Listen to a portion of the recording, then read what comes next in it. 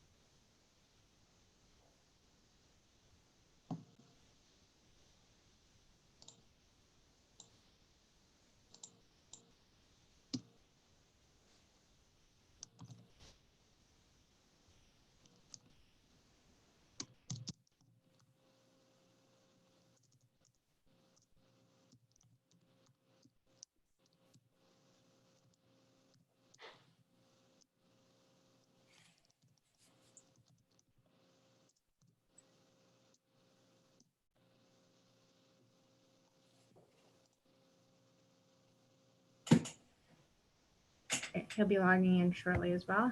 Okay. I told him we were going to get started though, so. All right, I'll keep an eye out for him. Okay. Denise, you can start at 6 when you're ready to start.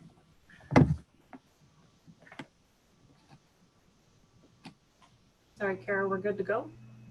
Well, maybe we'll just wait till 6. Just to make Okay, sure. yeah.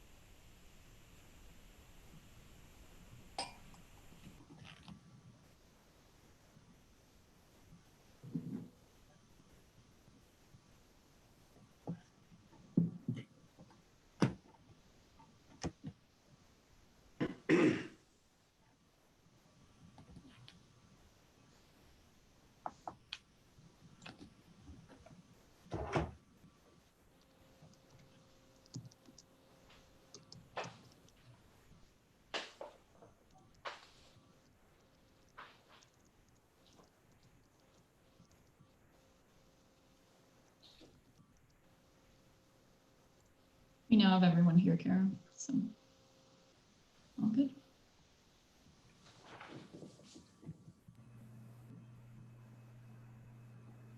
No, we lost Mackenzie. Or just her image. She's still there. I know, I got it. Did you want me to keep my camera on? No, it's okay. You can turn it off if you like. Okay. Whatever you prefer.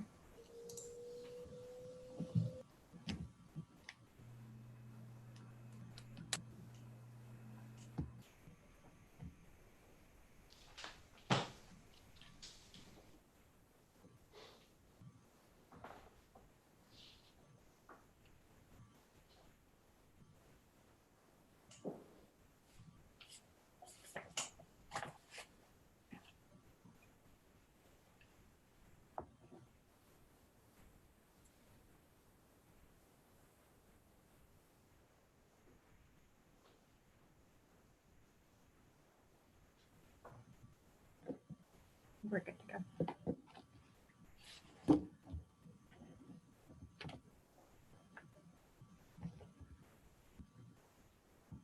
Okay, Denise, I think it's 6 o'clock now. Mackenzie leave? She's still there, but she just hides her picture. She does all the work in the background for us, so she's a good worker. Okay, good evening, ladies and gentlemen. I would like to welcome you to the Town of Fort Erie Committee of Adjustment meeting on today's date of Thursday, August 20th, 2020. Please note that this meeting is being live streamed on YouTube. I now call this meeting to order, and I would first like to introduce the committee members and staff. Terry Moore, committee member. John Castrelli, committee member. Kara Rach, secretary treasurer. Mackenzie Cece, who is hosting the meeting, and she's going to be taking care if we have any back-end technical issues. and my name is Denise Vanosh, and I will be chairing tonight's meeting. To those of the public who may be participating electronically in the public meeting portion for tonight's, you may wish to put your view on gallery and by clicking on the top right-hand corner from speaker view. So there's two views there. There's the speaker view or the gallery view. I also ask that you are mindful of any background noise during the meeting. Please note that participating members of the public will remain in the virtual waiting room via telephone or electronically until your application is to be heard tonight or until you are wishing to speak on behalf of the application. This is a statutory public meeting under the Planning Act for the purposes of both minor variance and consent applications. Members of the committee have been provided with all written comments received by agencies and the public prior to this meeting. Committee members are asked to mute their microphones until you are asked to speak. And please raise your hand if you would like to speak and vote by raising your hand, please. The purpose of the meeting is to obtain input from residents relative to the application. Those participating online via Zoom will be asked to raise their virtual hand when they wish to speak. On the computer, you can do so by clicking on participants on the bottom center of the screen and then by clicking raise hand. On a mobile device, you tap more at the bottom right and then tap raise hand. Once you've raised your hand, you will then be brought into the meeting by staff, and you will then unmute yourself and start your video by using the buttons on your screen. If you are participating by phone and you wish to raise your hand, you need to press *9 and you will then be unmuted by staff. Next, we will hear from the applicants or agents who are either in support or opposition, or if you would just like to ask any general questions. We ask that each attendee keep their comments to under 10 minutes to allow all attendees the opportunity to speak. Applicants and attendees are advised that they are free to leave the webinar once a decision has been made on their application. Each application will proceed in the following order. Secretary Treasurer will to summarize the purpose and effect of the application and any comments received. Then number 2, the applicant will be called upon to speak and make any other further comments. Then thirdly, the committee members will ask any questions of the applicant. Then number 4, the public will be asked to speak one at a time, and you will please state your name and your address for the record, any comments, and then you can provide us with your views on the application or if you have any questions or comments. Then 5, the chair will close the application once all comments have been heard. And 6, committee members will make a decision on the application, either approved, refusal, or deferral, and state if any conditions apply. We ask tonight that you please address your comments and questions directly through the chair.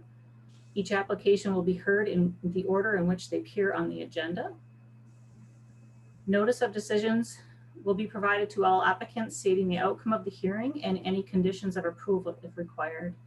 Please note correspondence and comments received this evening are restricted to the matters of the Committee of Adjustment and the Planning Act. In considering each application this evening, the Committee of Adjustment will have due regard for the provisions of Section 45 and Section 53 of the Ontario Planning Act of 1990 as amended. A 20-day appeal period exists for each application heard this evening.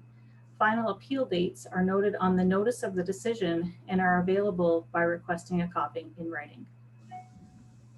I will begin tonight by asking committee members present if they have any conflict of interest with respect to any of the applications that we have heard this evening. I'll start with John. I have no conflict of interest. Okay, thank you. And Terry? I have none. And nor do I myself. So I'll now ask Secretary Treasurer if notice of this meeting has been properly given in accordance with the provisions of the Ontario Planning Act. Kara? Yes, it has. Thank you. And have you received any requests for adjournment or withdrawal respecting any of tonight's application? No, we have not. Okay. All right, so I'll now proceed with the first application. And tonight's first application is minor variance file A18/20 The address is 2075 Niagara Parkway. The agent is Roy Zanata. The applicant is Joe Murrow, and the owner is the estate of Deborah Hicken. And we're just going to ask staff to bring, okay, there is Mr. Zanata. Are you ready to proceed this evening, Mr. Zanata?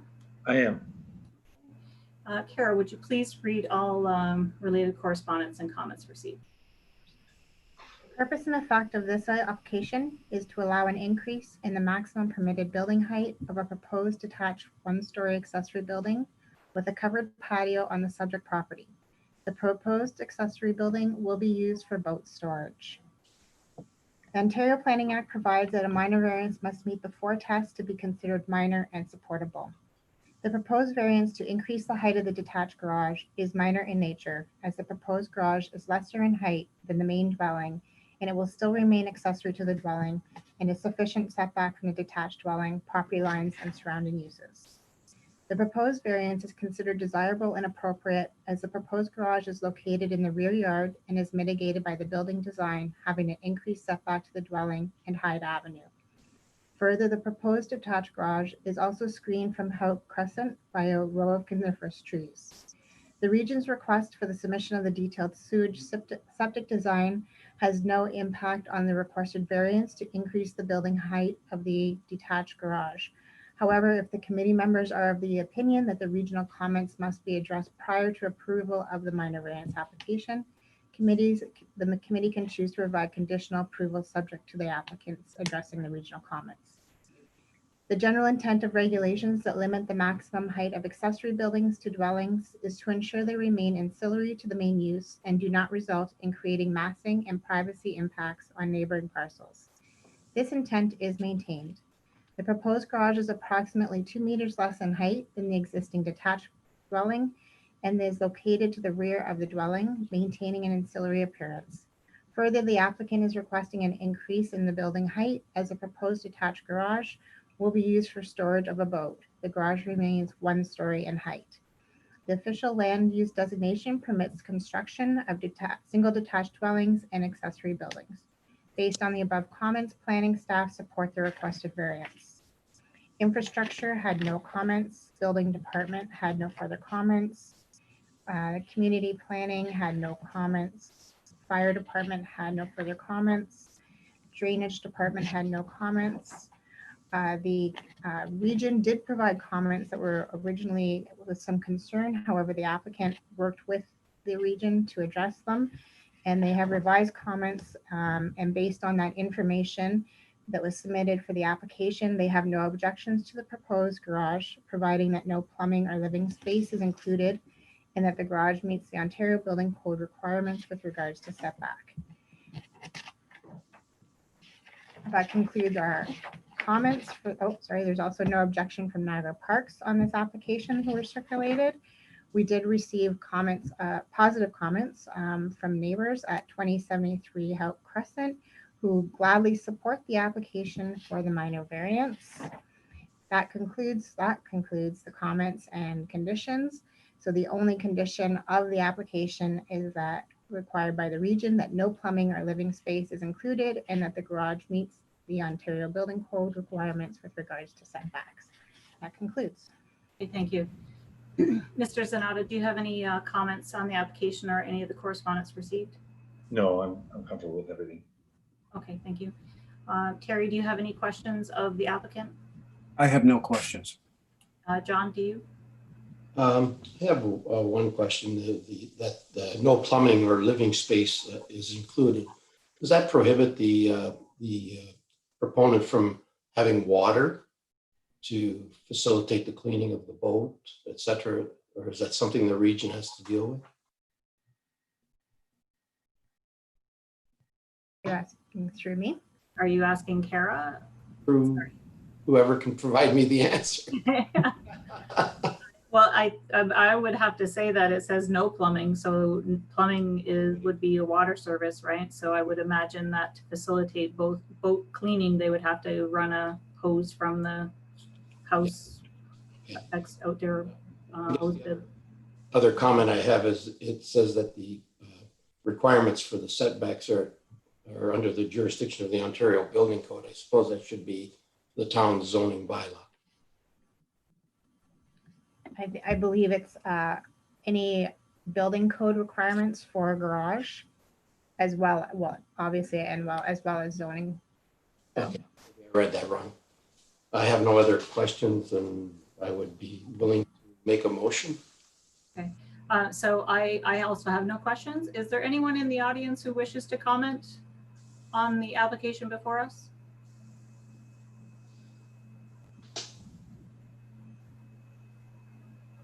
Chair, I'm seeing no one who wishes to speak to this application. Okay, thank you. And are the committee members ready to make a decision? I am. Okay, John, you already expressed that. So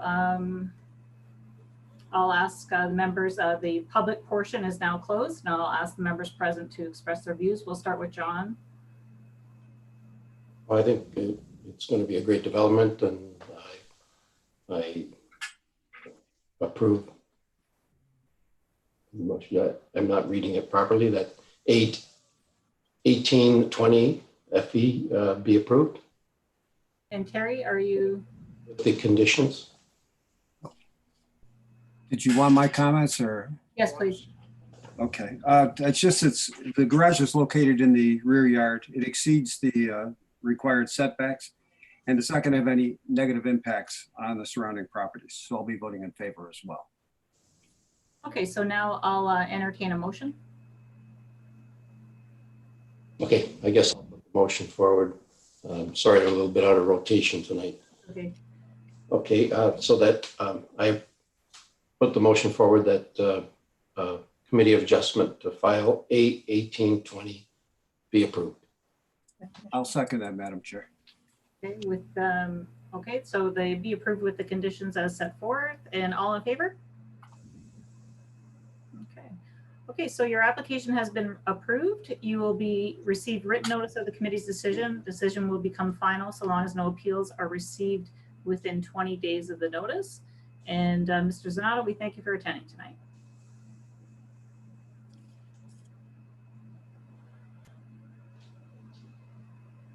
Right, Don? Okay, so let me just.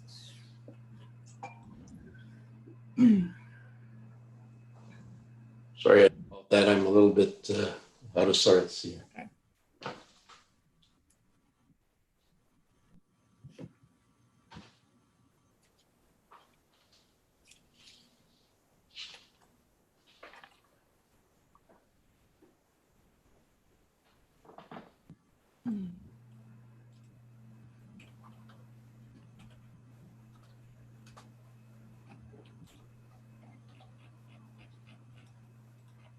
Okay, so we'll now proceed with next minor variance file, A20/20. It's the address is 1575 Nye Road.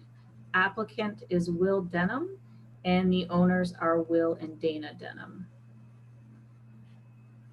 Are you ready to proceed tonight, Mr. Denham? I think it's Dana tonight. Oh, or Dana, okay. Okay. So Kara, could you please read all the related correspondence? The purpose and effect of this application is to permit an increase to the maximum permitted height of an accessory building to a dwelling in order to construct a one-story detached garage. The Ontario Planning Act provides that a minor variance must meet the following four tests to be considered minor and supportable. The proposal to increase the maximum height of the garage is minor. The proposed garage will be lesser in height than the main dwelling and will be located in the side yard, maintaining an ancillary appearance. The increase in height will not result in undue impacts as the garage will be one story in height and exceeds the setback requirements for accessory buildings. Continued use of the property for residential purposes, including construction of detached garage accessory to the dwelling, is desirable and appropriate for the area. The general intent of regulations that limit the maximum height of accessory buildings to dwellings is to ensure that they remain ancillary to the main use and do not result in creating massing and privacy impacts on neighboring parcels. The proposed garage will appear ancillary to the main dwelling, being shorter than the dwelling itself, one story in height, and located in the side yard. Massing impacts are mitigated by ample setbacks to the side and rear lot lines, and no privacy impacts on adjacent parcels will occur as the proposed garage does not have any windows on the west or south sides of the structure. The official land use designation permits the subject lands for residential purposes, including buildings accessory to the dwellings. Based on the above comments, planning staff support the requested variance.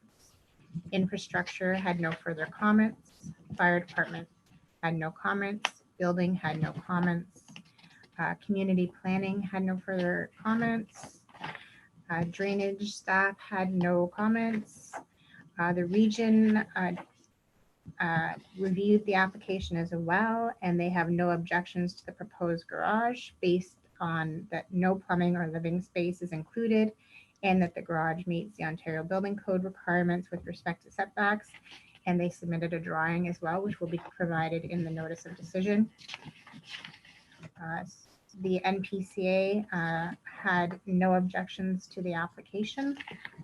That concludes the comments received with regards to the application. The only condition stated was that no plumbing or living space is included and the garage meets the OBC requirements with regards to setbacks. So that concludes. Thank you. Ms. Denham, do you wish to make any comments on the application or any of the correspondence received? No. Okay. John, do you have any questions for the applicant tonight? I have no questions. Terry, do you have any questions? I have no questions. Okay. I have no questions. Is anyone in the audience wish to comment? Please raise your virtual hand and you will be asked to speak one at a time. Give a minute to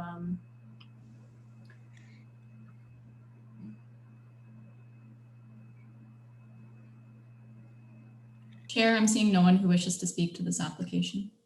Okay, thank you. Do the applicants have any further comments or are you ready to make a decision? I'm ready. Okay, John, are you ready? Ready. Okay, so we will consider the public hearing portion closed. And I'll ask Terry to express your views on the proposal before us. The proposed garage exceeds the setback requirements. There's generous separation from other neighboring buildings, so there should be no massing impacts. It meets the 4 tests of the Planning Act, so I will be voting in favor. Thank you. And John? I concur with Terry's findings and I will support the application as well. Okay, I'll now entertain a motion. Based on the oral and written submissions presented here tonight, I'll make a motion that minor variance file A2020 be approved with the conditions as requested. May I get a seconder? Second that. All right, all in favor? Okay, so the motion is carried. Your application has been approved. You will receive written notice of the committee's decision. The decision will become final so long as no appeals are received within 20 days of the notice. And we thank you for attending tonight. Thank you. Good luck.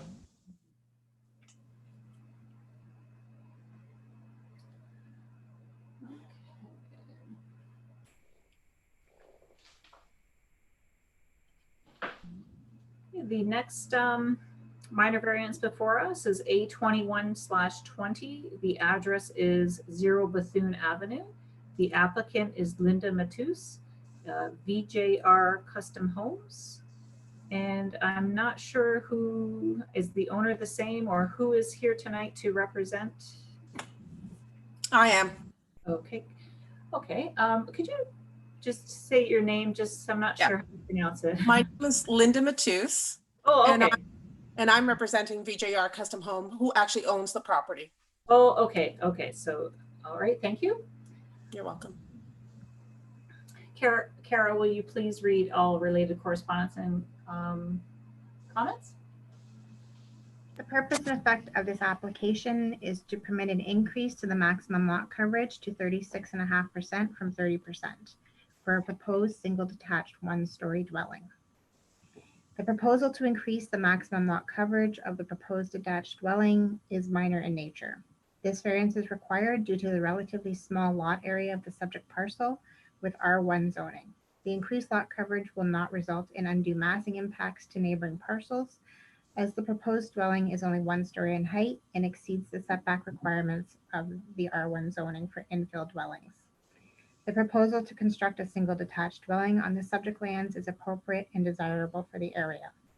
The general intent of the maximum lot coverage regulation of the zoning bylaw is to ensure that there's sufficient space on a lot for an adequately sized dwelling, amenity area, and to ensure that new development does not cause undue massing impacts on abutting properties. This proposal meets the intent. A sufficient amount of space is available on the subject property for the amenity area and parking. Further, as the dwelling is sufficiently set back from the abutting dwellings, there will be no adverse impact due to massing. The low-density residential land use designation permits residential dwellings. The required variance meets the intent of the official plan. Based on the above comments, planning staff support the requested variance. No comments were received from infrastructure, no comments from the building department, no comments from community planning, no comments from the drainage staff, no comments from fire staff. And that concludes our comments with no conditions noted. Ms. Matus, would you like to make any comments on the application or any of the correspondence we've received tonight? No, thank you. Terry, do you have any questions of the applicant? I have no questions. John, do you have any questions of the applicant? I have no questions. Does anyone in the audience wish to comment? Please raise your virtual hand.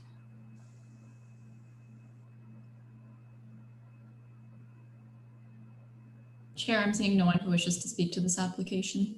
Okay, thank you. Are the members ready to make a decision tonight? I see both heads nodding. Yeah, yes. Okay, so we will have the public hearing portion closed, and I'll ask committee members to express their views on the proposal. I'll start with Terry. Okay. The setbacks for the one-story home are going to be exceeded. It's a one-story home, so there should be no massing issues. The planning staff are in favor, and it meets the 4 tests of the Planning Act, so I will be voting in favor. Okay, thank you. And John? Yes, again, I concur with Terry's comments, and I would be in favor of the application as well. Okay. I would now entertain a motion on this application. I'll make a motion based on the oral and written submissions presented tonight. I'll make a motion that minor variance file A21 be approved. Thank you. And there was no conditions, right? Correct. No issues. Do I have a seconder? I'll second that.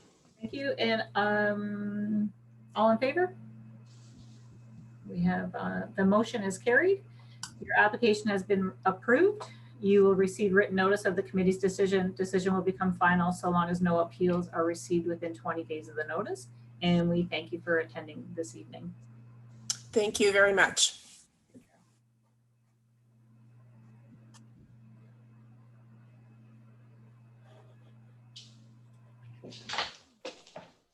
Okay, so now we are carrying on with minor variance file A22/20, legal non-conforming use. And the address is 302 Prospect Point Road South. The applicant is Gary O'Brien. The owners are Gary and Susan O'Brien. Okay, Are you ready to proceed, Mr. O'Brien? I am. Okay, good. Kara, can you please read all related correspondence and comments received? The purpose and effect of this application is to permit the rebuilding and expansion of a non-conforming dwelling that is located in the hazard area along the Lake Erie waterfront. The applicant requests permission to demolish an existing deck, roof, and stucco wall at the rear of the dwelling and replace it with an 18.3 square meter second-story addition over an existing portion of the dwelling, as well as an 8.2 square meter ground floor addition with deck above.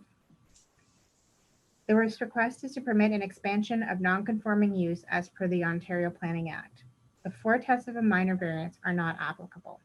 However, planning staff offer the following analysis to assist committee in regard to this request. This proposal relates to the expansion of an existing non-conforming use. The subject dwelling located at 302 Prospect Road exists. This proposal entails a small expansion to the building footprint and gross floor area through expansion of the second story over an existing portion of the dwelling in the rear and a small addition to the ground floor on front with a deck above. The subject lands are surrounded by other properties and similar non-conforming residential dwellings. The subject property is designated environmental protection in the town's official plan due to the area being identified as a natural hazard area under the regulation of the NPCA.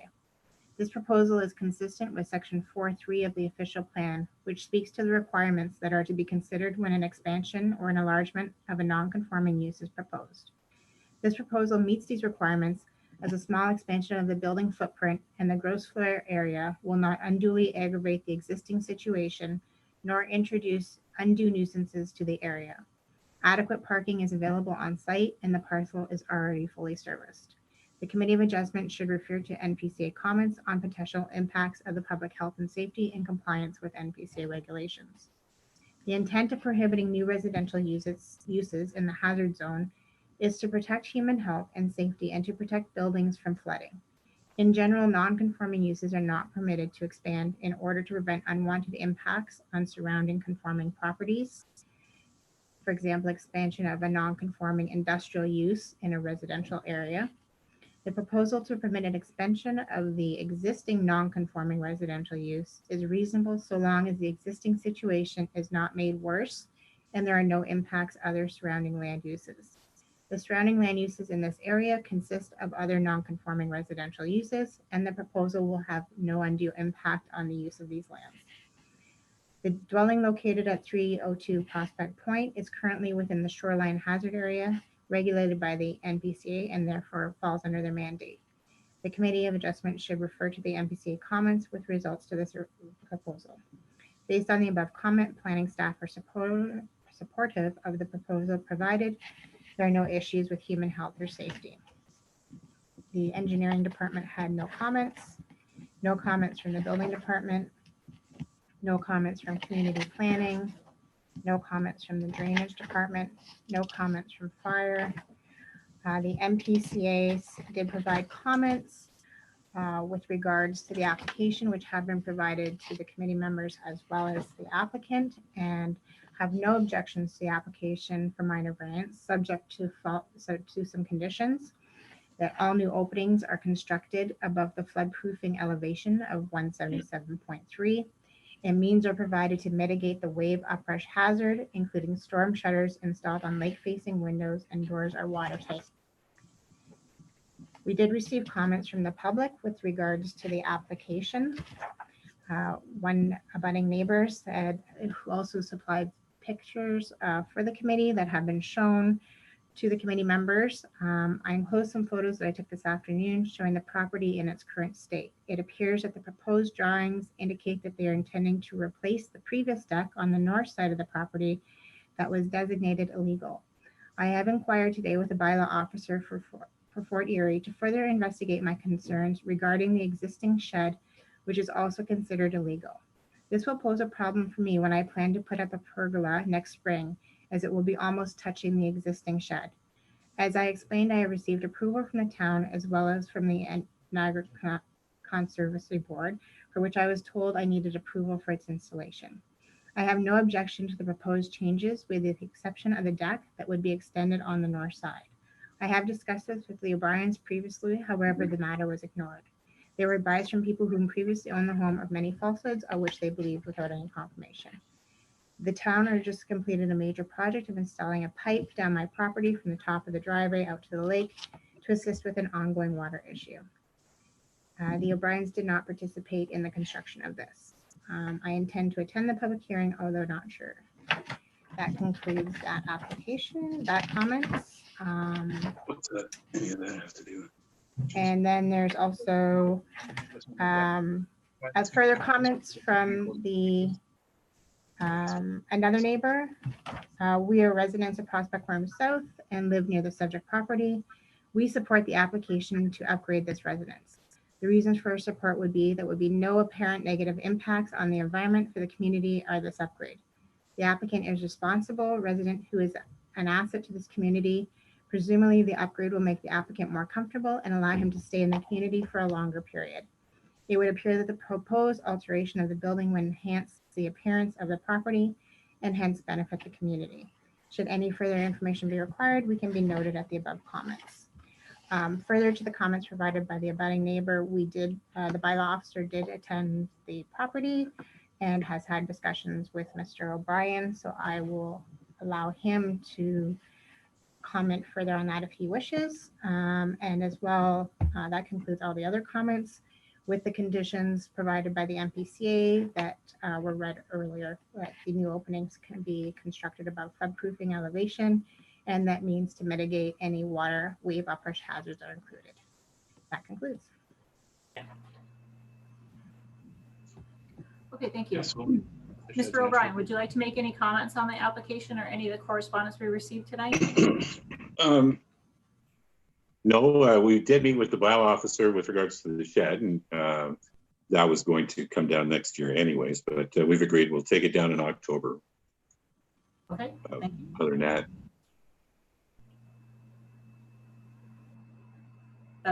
other than that, I really have nothing further to add. Okay, I thought you were pausing to then continue. Oh, Sorry. just pausing for effect. Okay. Okay, thank you. John, do you have any questions of the applicant before us? I have no comments. Thank you. And Terry, do you have any questions or comments? Just one question. Your neighbor that was talking about a deck to the north side of the property, when I was out there, I didn't see any deck. No, there is no deck. Okay, that's what I thought. All right. Yeah. All right, thank you. You're welcome. So that existing deck has been removed and the, It's gone. pardon me? Yeah, it's been removed. It's gone. And then the portion of the house,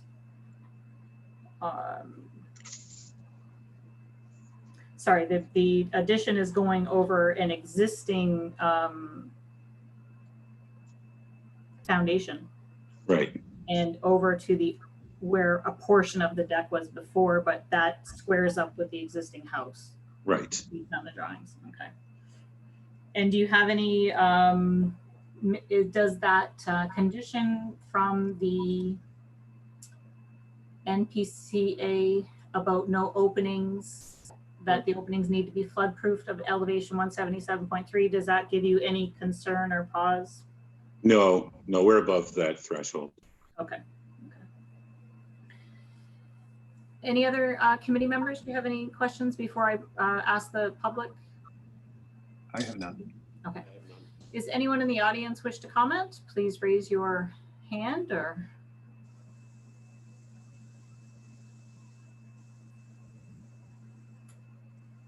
Chair, I'm seeing no one who wishes to speak to this application. Okay. Terry, are you ready to make a decision? I am. Okay. And John, are you ready to make a decision? Okay.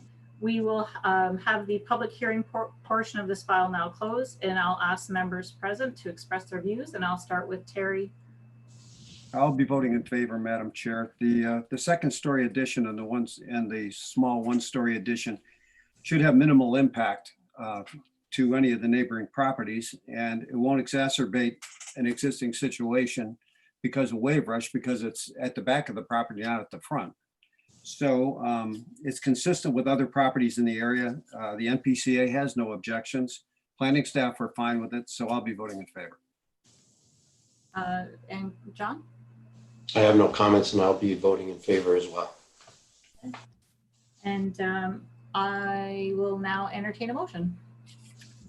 I'll make based on the oral and written submissions presented tonight, I'll make a motion that minor variance file A22 be approved with the conditions as requested.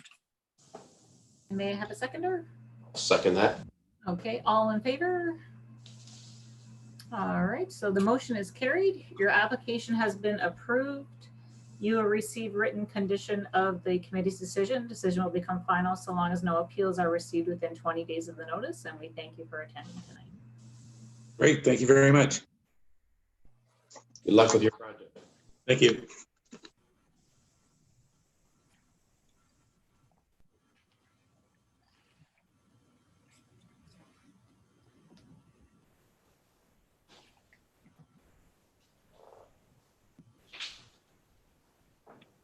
Okay, so now we are moving on to consent file B14/20. The address is 986 Ridge Road North. The applicant is George Parazater. The owner is Carol Parazater. Are you ready to proceed tonight, Mr. Parazater? Logging in.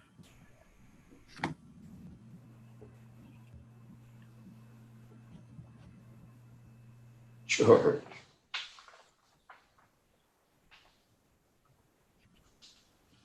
Gotta unmute. Oh, sorry, Mr. Parazator, you have it on. Can you unmute the microphone? All right. Excellent. There we go.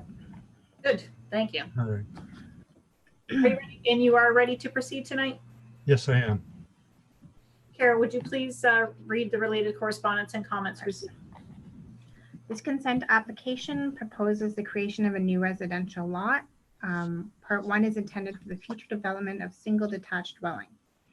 The retained lot, Part 2 in the severance sketch will continue as its existing use as a residential dwelling and will retain municipal address of 986 Ridge Road North.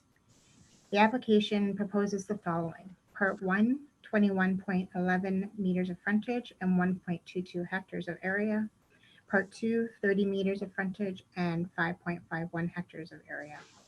Part 1 and 2 comply with the minimum lot frontage and minimum lot area requirements of the amending zoning bylaw 68/2020, which was passed by council on July 20th, 2020.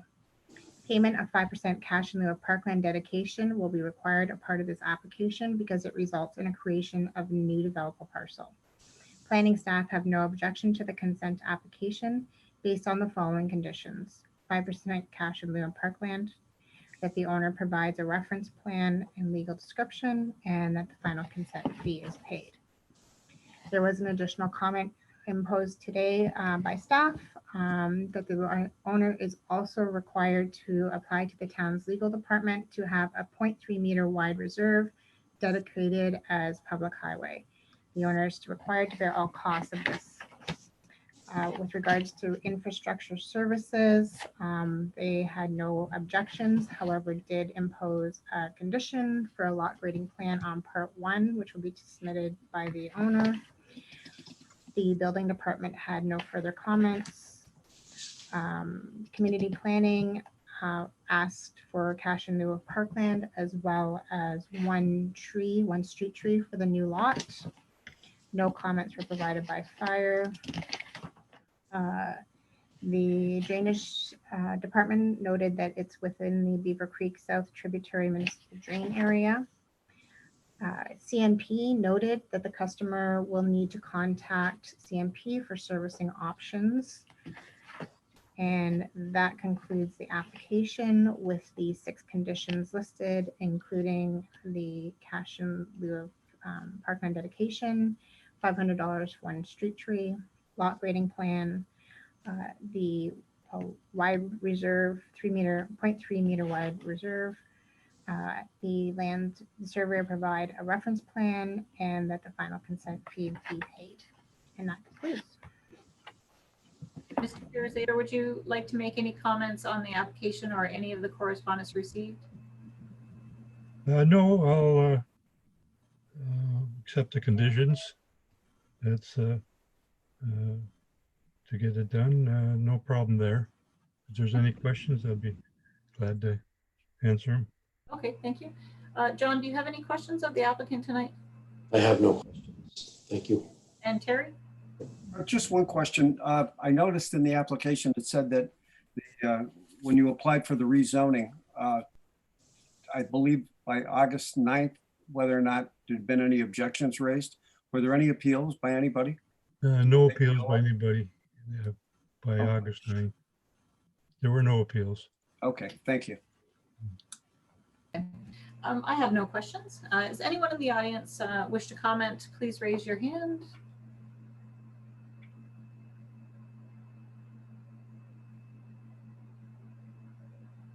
Chair, I'm seeing no one who wishes to speak to this application. Okay, thank you. Are the members ready to make a decision tonight? There, I see. Okay, so looks like we are. So I'll consider the public hearing portion closed, and I'll ask committee members to express their views on the proposal. We'll start with John tonight. I have no comments or questions, and I would approve the application. And Terry? Well, both the retained parcel and the severed parcel meet the minimum requirements for area and frontage. It's an efficient use of land, and it's consistent with provincial policy statement. So I'll be voting in favor. Okay, thank you. I'll now entertain a motion. with conditions on this application? Based on oral and written submissions, I'll make a motion that consent application B1420 be approved with the conditions as requested. And any seconder? Okay, John's your seconder, and all in favor? Okay, so the motion is carried. Your application has been approved. You will receive written notice of the committee's decision. Decision will become final so long as nail appeals are received within the next 20 days. And we thank you for attending tonight. Thank you very much. Take care. Take care, George. All right, bye.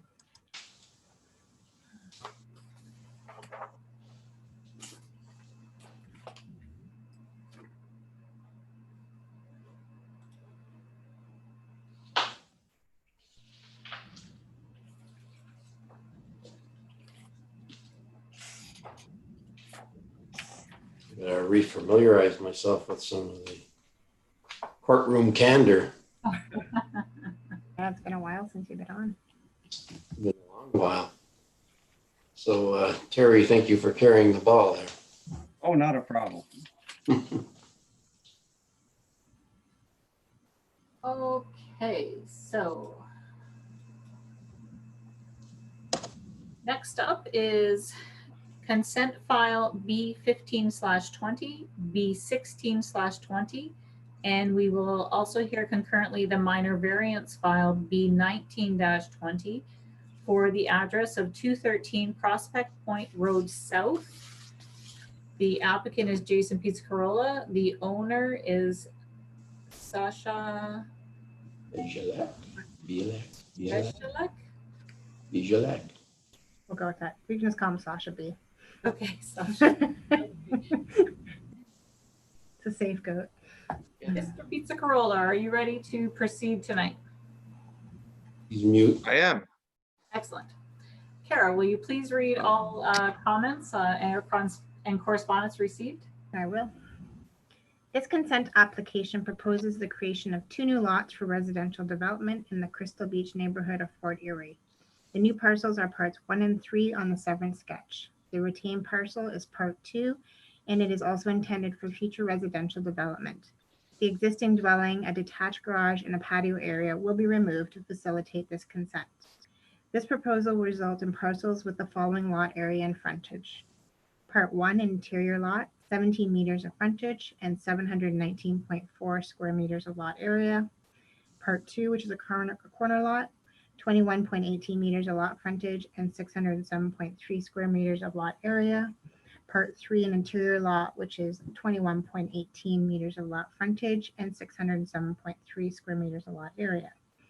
The R1 zoning requires a minimum lot frontage of 18 meters for interior lots, 20 meters for corner lots, and a minimum area of 600 square meters. Parts 2 and 3 conform to the R1 zoning requirements. A minor variance is required to permit the reduced lot frontage for Part 1. The creation of 2 infill residential lots in the urban area is consistent with provincial, regional, and town planning policy and is considered good planning. Staff note that 5% cash in lieu of parkland dedication is required for creation of 2 new parcels for residential development. Planning staff have no objection to this consent, subject to the conditions which will be read at the end of this, the comments. The proposal for the minor variance is the purpose and effect of the minor variance application is to permit a reduction to the minimum required lot frontage for a new lot proposed as part of the consent file B15 and B16, which is submitted concurrently with this application. The Ontario Planning Act provides a minor variance must meet 4 tests to be considered minor and supportable. The proposed reduction in minimum lot frontage is minor. Part 1 will be of sufficient width to accommodate an adequately sized dwelling, service connections, and amenity area. The proposed lot frontage of 17 meters fits the character of the neighborhood as other parcels exist along Redekop Road with lesser frontage. The proposal to permit creation of an infill lot with a slight reduction in lot frontage is desirable and appropriate for the area. The general intent of the minimum lot frontage requirements of the zoning bylaw is to ensure that new lots are sufficient in size to accommodate development. This proposal meets the intent of the new lot as the new lot will be large enough to accommodate an appropriately sized dwelling, parking, amenity area, and servicing. The official plan permits creation of infill lots within the urban boundary. The urban residential land use designation permits single detached dwellings. This proposal is consistent with the general intent of the official plan. Based on the above, planning staff support the requested variance. No comments were provided by engineering with regards to the variance. With regards to the consent, engineering have requested conditions, which will be outlined at the end of my summary. There are different conditions for both B15 and B16. Building staff had no further comments. Manager of planning, community planning has asked that cash in lieu be a condition, that one new street tree per new lot. As well, she's noted that there appear to be several trees along the west and south property lines of the new lot for which ownership is unclear. If tree removal is being considered or construction takes place within the drip line of these existing trees, a tree preservation plan is required, prepared by a licensed arborist to identify tree ownership and what trees will be removed or preserved. A plan for tree protection is required for protecting trees to be retained on site and for protecting neighbors' trees during construction. Trees may not be removed in the town road allowance without written permission from the town. Fire had no further comments. No comments from the drainage staff.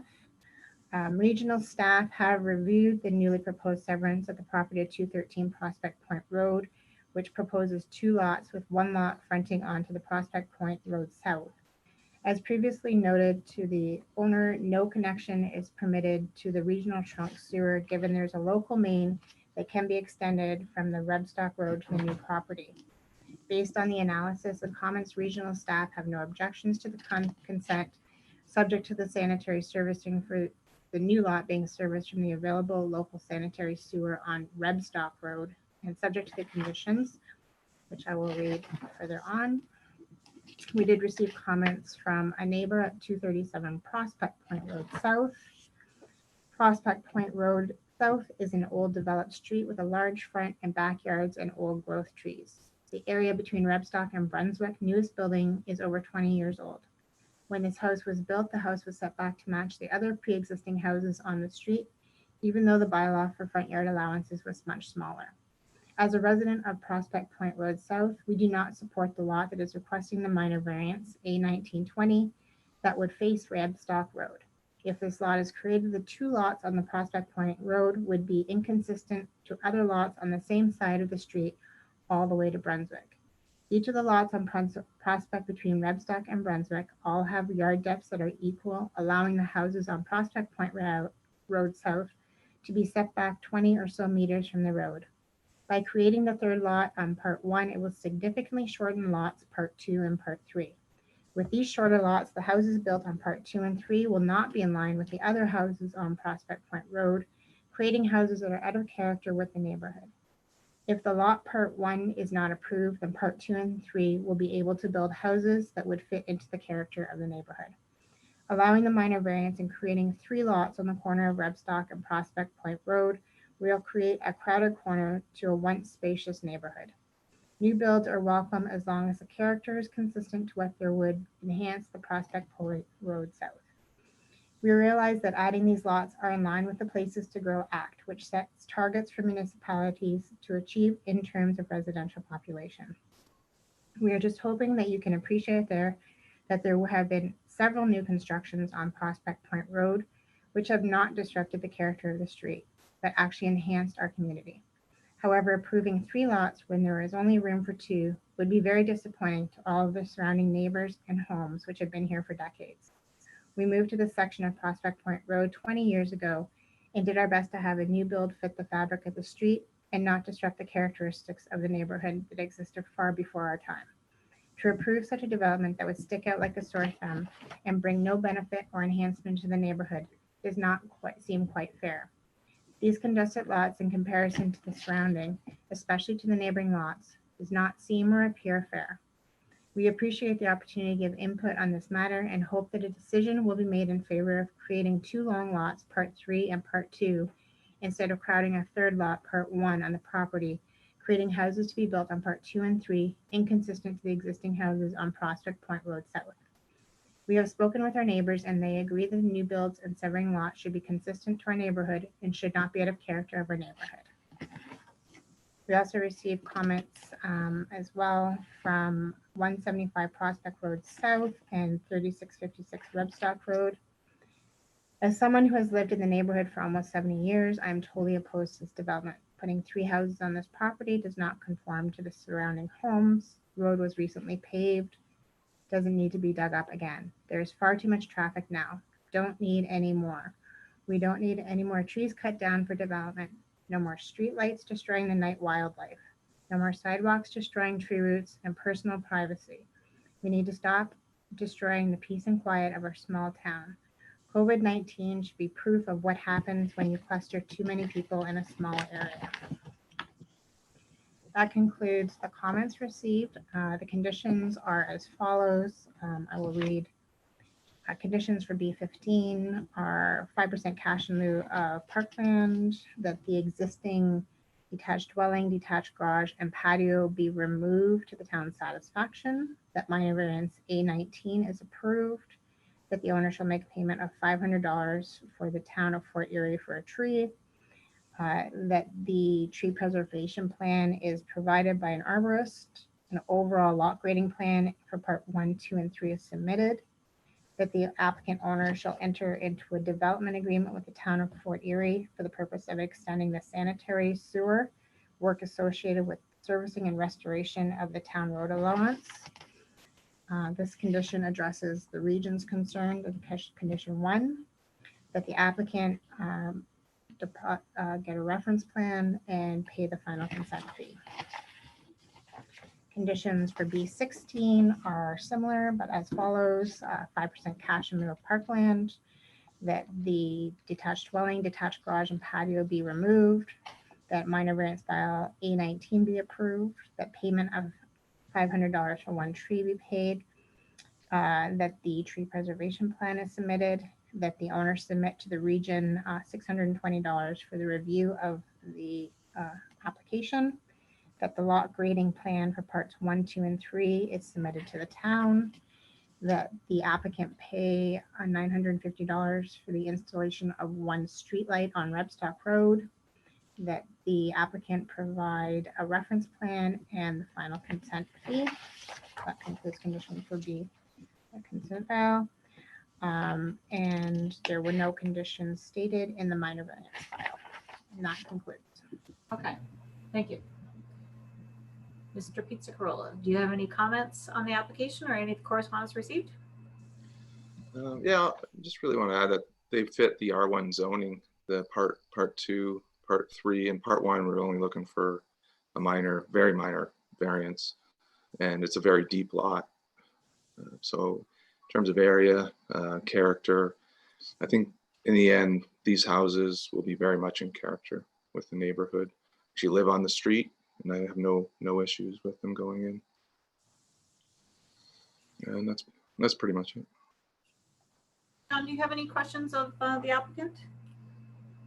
I have no questions. Thank you. Terry, do you have any questions?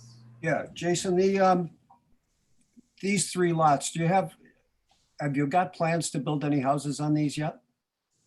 They're not my lots. I'm the agent. Right, the okay. owner will be building houses on them, yes. Okay, is there any way to take into consideration the fact that maybe set them back a little bit? Oh, of course, yeah. Well, we're going to be, obviously, there's required setbacks for the R1 zoning, and we're not looking for any other variances. So Okay. they'll meet. I was just wondering if you could move it back a little bit. The neighbors seem to be concerned about the fact that there's quite a bit of front yard on the properties between Rebstock and Brunswick. That seems it varies quite a bit on the street in terms of where buildings are. So there's some that are closer, there's some that are at the corner. There's a lot of variety along the street. Yeah. But yeah, if we can set them back, we will for sure. Okay. And they will meet the requirements of the zoning. And one other question, and I don't know if is the street light that they're requesting. I went out there and there's a street light at the corner, and then there's a street light, then there's a hidden hydro pole. And then the next one has a light. And I wonder if that should be reviewed, because I don't know whether or not that should really be required. Did you look at that? I don't think there's an issue right on this corner. It's up further where it's quite dark, closer, Okay, all right. or a little bit more north. It's quite dark, but I don't think a light here would help that. I prefer not. I'm sure everyone prefers not to have a light added. Well, It sounds like the neighbors don't want a light there. It sounds like as well from the condition that it's No, the actually, it's on every the second exist- hydro pool gets a street light, correct? it sounds like it's going to be put on an existing utility pool, not another new pool. So All right, okay, just from the condition, but okay. Well, that's totally up to you. if they're fine with the conditions, that's okay. All right. Thank you. Okay. So I just, I'm just looking at the R1 setbacks, and you have no intention of, at this time, seeking relief for those down the road? No, not that I'm aware of right now. And yeah, and I'm looking at R1 zoning front yard at 7.5 and looking quickly using that Niagara Navigator and the tool to measure the distance to the front yard. Looks like it exceeds 14 meters. So, but 7.5 is adequate. So, okay, is anybody in the audience who wish to comment on the application before us? If you do, please raise your virtual hand.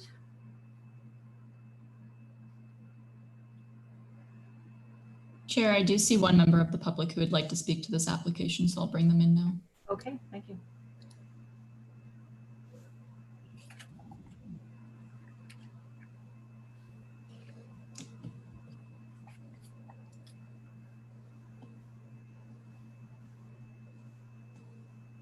Okay, go ahead. Can you hear me? Yes, I can. If you Oh, yeah. Sorry, sir, if you could please state your name and your address for us, please. My name is Robert Field, and we own the house directly across the street at 3606 Rebstock Road. 3606, okay? And we are opposed to chopping that property up to put 3 homes there. One of my concerns is parking. If there's gonna be 3 homes, there'll be probably 2 cars per house. That's 6 cars. The corner's kind of tight now, and the school bus often drives on the corner of our property, turning the corner. If there's people don't always park their cars in their garages in the driveway, I think there'll be a parking problem on that corner, making it dangerous and too tight of a turn is one of my concerns. I also don't think that 3 houses should go on that lot. It doesn't seem there's enough room. Okay, so you're concerned with congestion with parking, as well as feeling the 3 houses on that lot is also congestion. Right, most of the houses in that neighborhood have fairly decent lots, nice driveways. I think they're cramming too much into too small of a space. I'm also a little bit concerned about the trees. I love the trees there, but they're not my trees, but I love them anyways. Okay, okay. Do the committee members have any questions of Mr. Field? I have no questions. I have no questions. Okay. Okay, Mr. Field, is there anything else? So if I just, I'm going to reiterate, so you feel that the 3 houses is the lot is not big enough to put 3 houses on, and you're concerned with the additional parking potential issues? Right, and my girlfriend's concerned about the street light. She thinks it's going to shine into the bedroom window. Okay, okay, we'll get those things noted. Kara has those comments noted. Thank you for your comments. And I'm going to ask Mr. Pizzarola, do you have any further comments?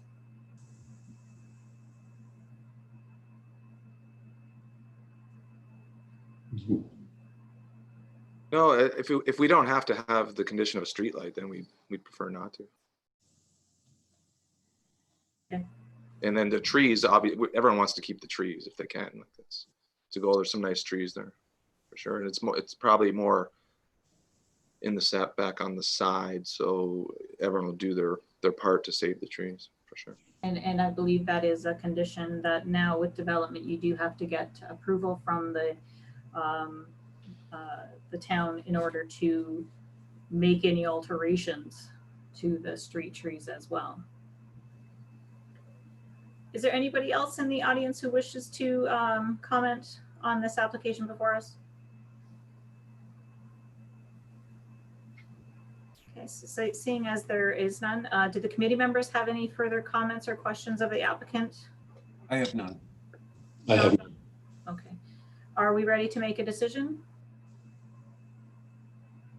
Okay, so I will now have the public hearing portion closed, and I'll ask the committee members present to express their views on the proposal. And I'll start with Terry. The provincial policy statement, or the Places to Grow Act, focuses actually on growth and development promoted through intensification and redevelopment. And planning staff and committees of adjustment are required to adhere to these policies. So I'm going to be voting in favor. The two lots on Prospect both meet the frontage and area requirements, as does in the lot on Rebstock is only deficient by 1 meter, but it's quite a bit larger than required. I believe it's 719 square meters and you needed 600. So I'm going to be voting in favor. I would also like to see somebody, maybe someone from the town, go out and review that street light. But I'll be voting in favor with the conditions as asked. John? Yeah, without reiterating everything that Terry did, I concur with his comments, and I will be voting in favor as well. Okay, thank you. I just want to address that the front yard setbacks for the R1 zoning is 7.5 meters, which does facilitate the parking of your car in your driveway. That's one of the reasons for that much of a setback. So if people use their driveway, then we should not have any congestion at those corners. If other than that, I'll now entertain a motion. I'll make a motion, Madam Chair, that based on the oral and written submissions presented today, consent application B1520, we have to do these all different, be approved with the conditions as required. So we're going to do B15/20 first. Okay. Okay. So do I have a seconder? I'll second. Okay. All in favor? Okay. So the motion has been carried for your application for B15/20 has been approved. And we'll do the next one now. I'll make a similar motion, Madam Chair. Consent application B16 be approved with the conditions as requested. And do I have a seconder? I'll second. Through you, Madam Chair, may I just make a suggestion? Did you want to keep the condition for the streetlights, just to be clear on the conditions? Well, the problem is that I was the only one that kind of noticed that I didn't think it should have been there. So could it just possibly be reviewed by staff, and if it's not required, then let's not charge them for $950. You could amend the condition so that it is to the town's satisfaction. You could add something like that. I don't know. If you wanted to change it, you can modify a condition, you can omit a condition, or you can leave it. So it's up to you. Could you just add if required for the street light? Yeah. Okay. I will modify that for you. Thank you.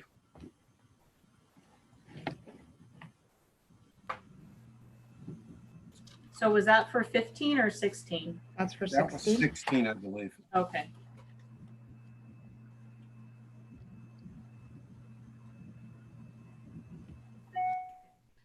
So we have, I'm sorry, I lost where I was. So that we have a seconder for both of those, and all in favor? Okay, so the motion is carried. Your application has been approved. And now we'll do the last one for the minor variance. Entertain a motion. Okay, based on written and oral submissions, I make a motion that minor variance file A1920 be approved with the conditions as requested. And do I have a seconder? I'll second.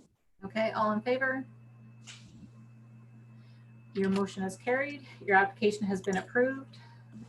And you will receive written notice of the committee's decision. Decision will become final so long as no appeals are received in the next 20 days for all 3 of those applications. Thank you for attending tonight. Thank you. Have a good evening. Take care, Jason.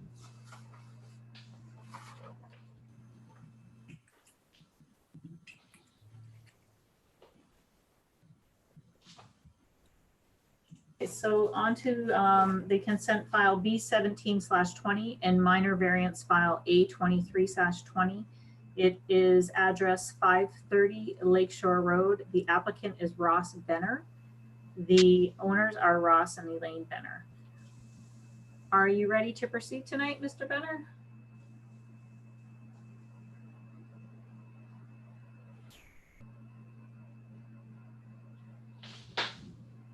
Reminder in the bottom left-hand corner, Mr. Benner, to unmute and to turn on your video.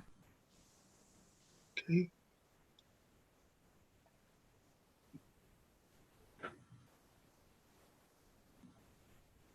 There we go. Perfect. Okay. Kara, will you, are you ready to proceed tonight, Mr. Benner? Yes, I am. Okay, very good. Kara, will you please read all related correspondence and comments received? The lands designated are designated as environmental protection within the town's official plan due to the location of the natural hazard area related to the Lake Erie shoreline.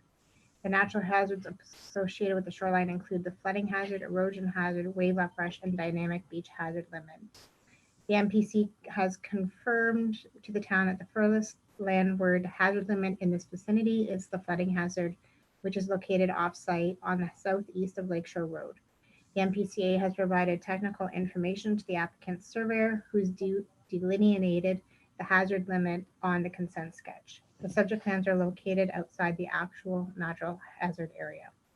Planning staff note that the subject area is located within an area identified on Schedule D1 of the town's official plan of War of 1812 archaeological zone.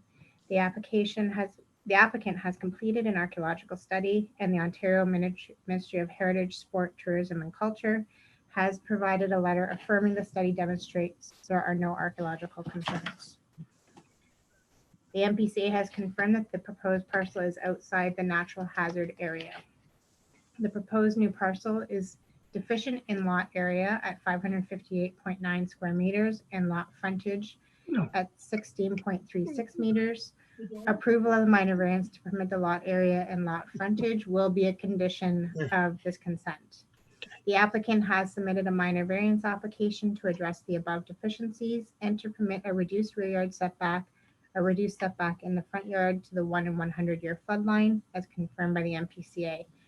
Only the variances to permit the deficient lot area and lot frontage are directly related to the consent application.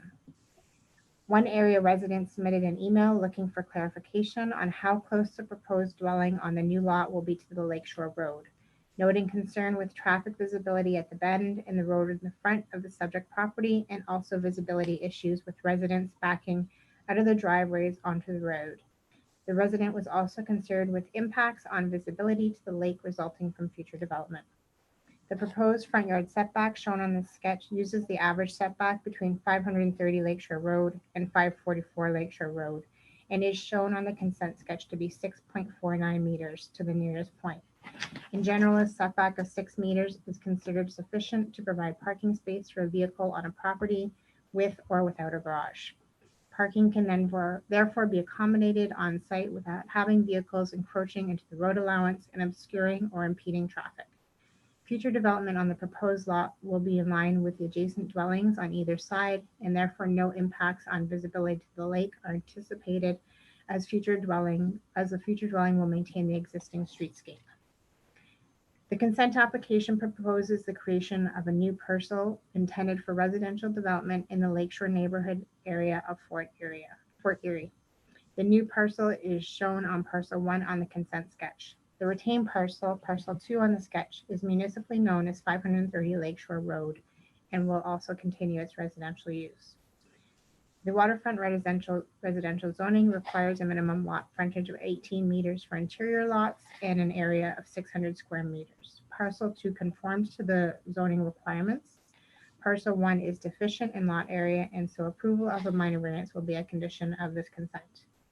The creation of the infill residential lots in the urban area is consistent with provincial, regional, and town planning policy and is considered good planning.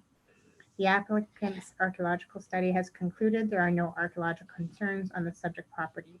The MPC has also confirmed that the proposed new lot is outside the hazard area along the waterfront. Staff note that 5% cash in lieu will be required as a creation of the new lot. The planning staff have no objection to the consent, subject to the concrete walkway on parcel 1 being removed, that the minor variance for lot area is approved, that minor variance for lot frontage is approved, and that a reference plan is provided, as well as the final consent speech. The minor variance file A23, the purpose and effect of this application is to permit creation of a new lot with reduced lot area, lot frontage, and to request a reduction to the required setback from the 1 in 100 year flood elevation and the rear yard setback to permit the proposed building envelope as shown on the application sketch. This application is being submitted concurrently with the consent application.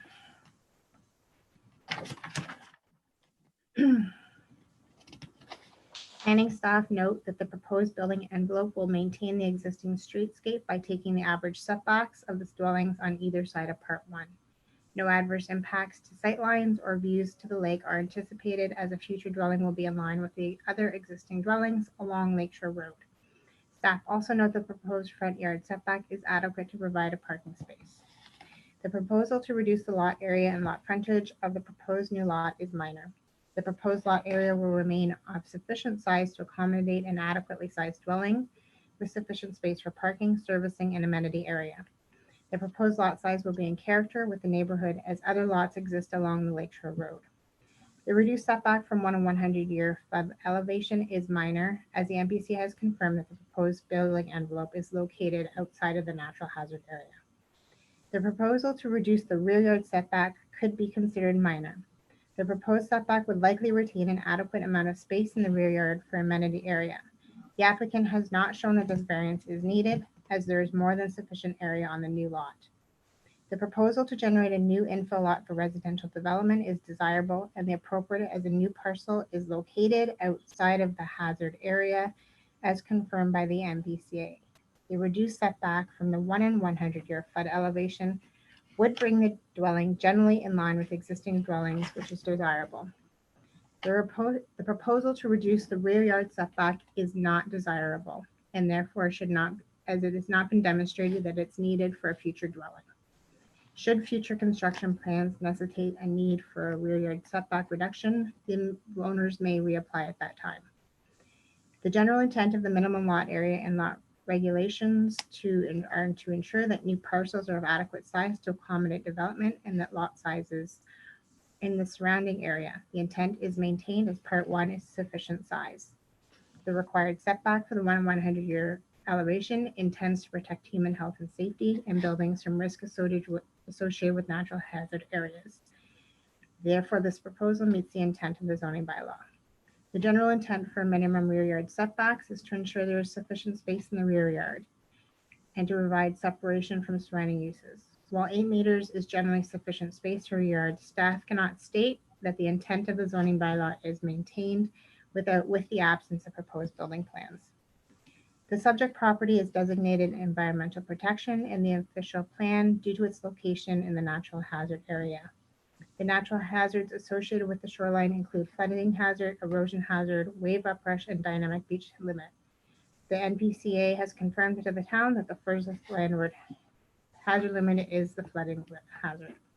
Based on the above comments, planning staff support the requested variance to reduce the lot area, lot frontage, and the setback from the 1 in 100 year flood elevation as determined by the NPCA.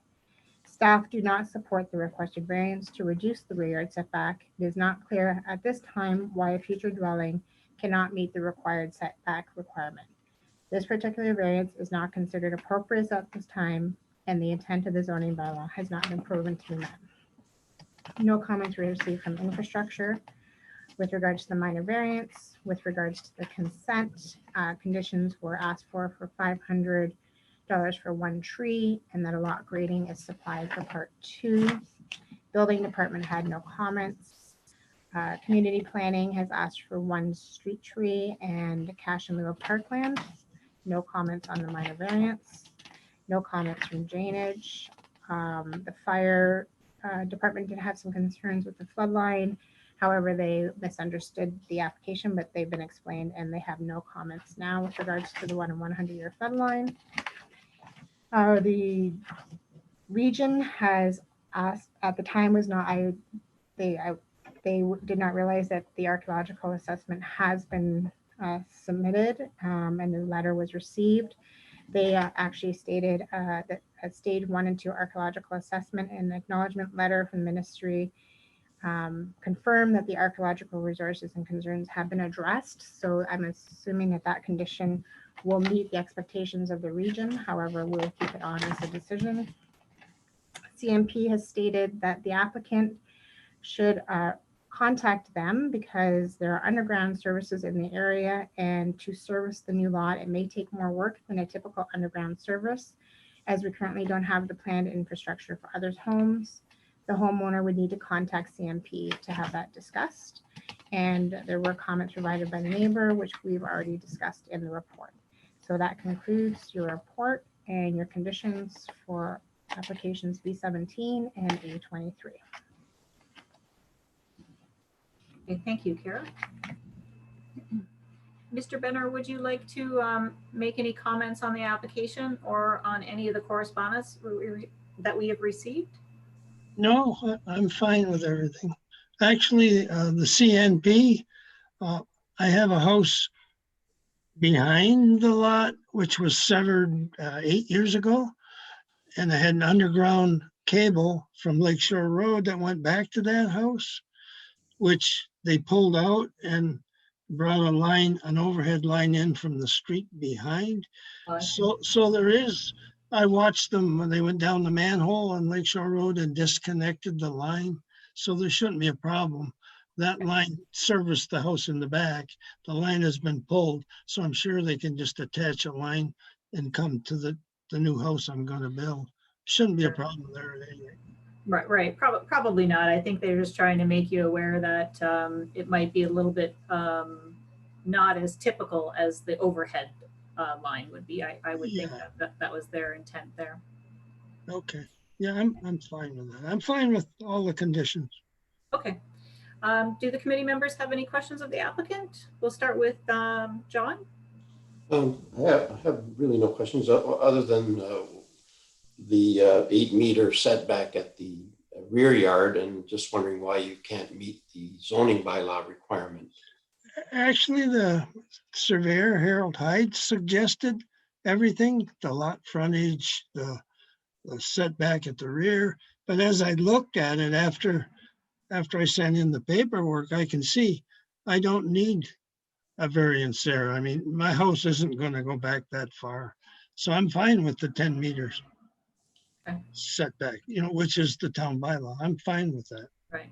Okay. I just went along with Harold's recommendations, and he recommended the 8 meters. So. Right. Okay. Terry, do you have any comments? No, that was my question. So thank you. Okay. I just have a question, maybe for Kara. It looks, or Mr. Benner, maybe I'll ask you first. So it looks from the aerial photo right now, there's your driveway is over, and even on the survey sketch, it looks like, is that your driveway that is on the, I guess, southwest corner of the property? Yeah, over the years, that driveway has been used for the house in the rear. There's a driveway in from White Road. Okay. I see that on the sketch as well. So, would he need to get a driveway permit for his parcel 2, Kara? Yes, I think I have. The house I live in at 530, I believe I have to bring a driveway into this house. Okay. Should that have been included in the conditions, or do you think, Kara, or is that something that can be taken care of without this? On the new lot or the existing lot? On the existing lot. Oh, we can't put conditions on the retained parcel. Is that right? That's correct. Okay. But they did talk to you about that, Mr. Benner, so you're aware of Yes, that. yes, they Okay. said, yes. Okay. Is there anybody in the audience who wishes to comment on the application before us? Chair, I'm seeing no one who wishes to speak to this application. Okay, thank you very much. And are the committee members any further questions, or are we ready to make a decision? I have no questions. I have no questions. Okay. Okay, so if we're ready to make a decision, we'll have the public hearing portion closed, and I'll ask the committee members to express their views on the proposal. And I'll start with Terry. I'll be voting in favor, Madam Chair. It's an efficient use of land. There's several properties on Lakeshore Road that are smaller than the property that's being severed. So it's consistent that way. Planning staff has no objections, so I'll be voting in favor. Okay, thank you. And well, actually, planning staff does have the objection of the 8 meters. So are you? Oh, sorry. Yes. No, with the exception of the denial of the 8-meter setback to the rear yard. Okay. You can do that at motion stage. Pardon me? We can put that You in a can motion. handle that at the motion stage. Yeah. Okay. Okay. And John? No comments, and I'll be in favor of the motion. I'll be in favor of the application with the 8-meter setback being changed. Okay. Okay. So I'll now entertain a motion with conditions on this application, and I'll refer to Terry there. Based on oral and written submissions, I'll make a motion that consent application B17 be approved with the consent or with the conditions as requested. Okay. So do I have a seconder for the consent application? Okay. All in favor? Okay. So the consent, that motion is carried for the consent application B17/20. And I'll entertain a motion now for the minor variance file A23-20. It's A23, right? Yeah, A23. Based on the oral and written submissions, I'll make a motion that minor variance file A23, the reduced setback for the 100-year elevation and the reduction in lot area and frontage be approved, and the reduced rear yard setback be denied. And a Could I put second? that all together? Seconder? Second. Okay, John. All in favor? Okay, so your motion has been carried. Most of it anyway. Your application is approved. You've received written condition of the committee's decision. Decision will become final so long as no appeals are received within 20 days of the notice. And we thank you for attending this evening, Mr. Benner. Have a nice evening. You too. Thanks a lot. Bye-bye. Thank you. Bye.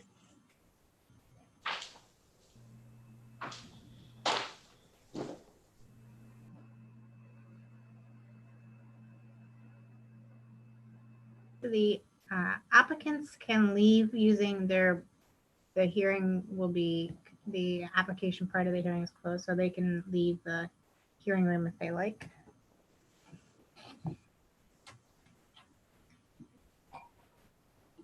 Okay, so may I ask for a motion from the committee to process the signing of the decisions? I'll make a motion, Madam Chair, to do that. Okay, concurred by the majority of the members electronically. So signing electronically is what we're going to be doing. We have a motion and we have a seconder, John.